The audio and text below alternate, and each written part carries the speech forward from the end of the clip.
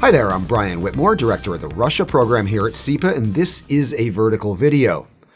3 decades ago this week, an estimated 2 million people joined hands to form a human chain spanning 675 kilometers across the 3 Baltic states.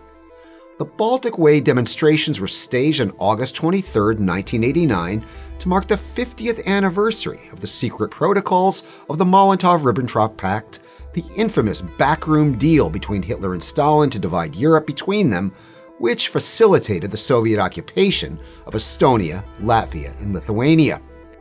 Just days before the Baltic Way, the Soviet government acknowledged the existence of the secret protocols for the first time, after claiming for decades that they were forgeries.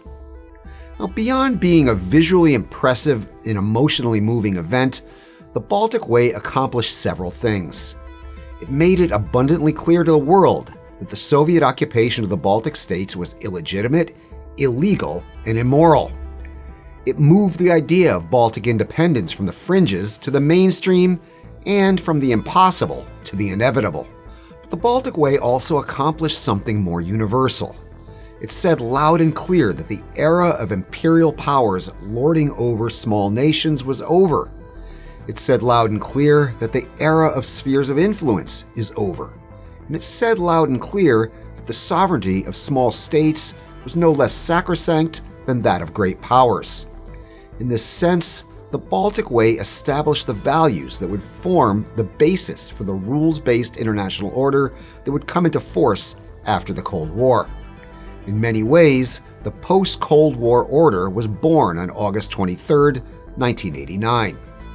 And now, 30 years after the Baltic Way and 80 years after Molotov-Ribbentrop, the regime in the Kremlin, which in more ways than one is the heir to the one that cut that secret backroom deal with Hitler back in August 1939, is trying to turn the clock back and re-establish the imperial system of spheres of influence.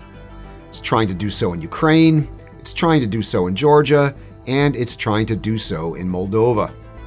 And the best way to honor the legacy of those 2 million people who formed that human chain back in August 1989 is to resist this effort relentlessly. Keep telling us what you think on Twitter and on Facebook. I'm Brian Whitmore, and that was a vertical video.